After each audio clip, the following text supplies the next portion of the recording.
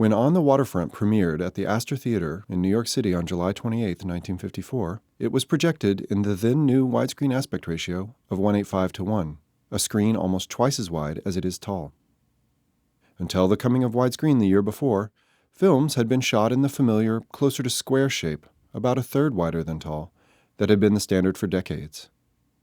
Widescreen was the industry's attempt to solve a problem. Film studios felt threatened by television. The small screen was sprouting up in homes across the country. Other social factors played their part too. Movie theater attendance had begun to drop sharply by 1950. In response, Hollywood decided to go big. This was the era of 3D, Cinerama, and the ultra-wide CinemaScope. The first movie in CinemaScope was 20th Century Fox's The Robe. It had an aspect ratio more than 2.5 times as wide as it was tall, and required expensive anamorphic lenses for both the camera and the projector.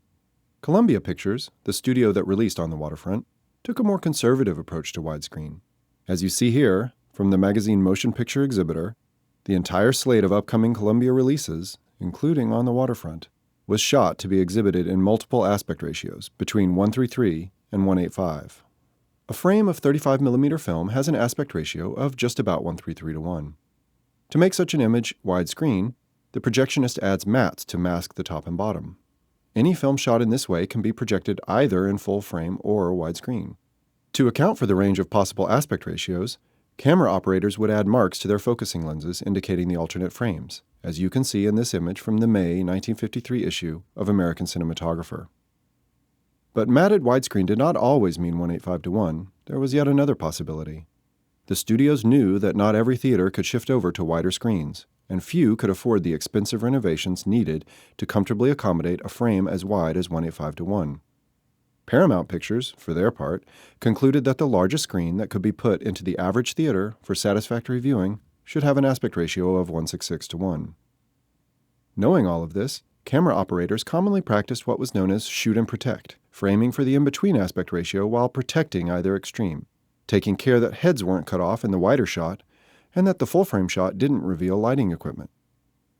To shoot On the Waterfront, Elia Kazan chose veteran cinematographer Boris Kaufman, who had filmed the masterpieces of Jean Vigo in France. He would go on to make such classics as 12 Angry Men and The Fugitive Kind, both, incidentally, in the 1:6:6 format. Over the years since its premiere, there has been a debate about the proper aspect ratio of On the Waterfront. That there is any question at all is a testament to the skill of the film cinematographer. Faced with the challenge of filming not just on location in the bitter cold, but also for multiple aspect ratios, Kaufman did a superb job. Even if, for the most part, the 1:6:6 format displays the most natural compositions throughout the film, nonetheless it is no accident that On the Waterfront looks so good in all three, quite different aspect ratios. Each has a different feeling. Let's have a look at some examples. The full-frame compositions are necessarily looser, revealing more of the environmental context and the very real locations in which the film was shot. There is headroom above the characters, faces are placed in the very middle of the frame. Shots of Terry on the rooftop are filled with gray sky and black roof. On the other hand, the 1:8:5 widescreen composition zooms in, noticeably in close-ups, making them seem more intense. Occasionally, marginal visual information is sacrificed, but again with a good deal of skill. Notice the sign advertising Johnny Friendly's bar. At 1:8:5, Johnny is neatly excised from the shot. And inside the bar, in this shot, Marlon Brando plays with a cue ball on the pool table. Here, at 1:8:5, the cue ball is cut out of the picture. At 1:6:6, it falls snugly into the bottom left corner of the frame. In the famous taxicab scene, the 1:3:3 composition shows quite a bit of extra space, revealing more of the set of the taxi. The 1:8:5 framing, on the other hand, zooms in tight on the powerful close-ups, filling the screen with the faces of Brando and Steiger, to the point of having their chins occasionally go below the bottom of the frame. The 1:6:6 frame pulls back slightly from this extreme. Notice here that the camera pans slightly down, just keeping Brando's chin within the 1:6:6 frame. For the entire history of the film, viewers of On the Waterfront have been at the mercy of the projectionist, who decided which aspect ratio to present.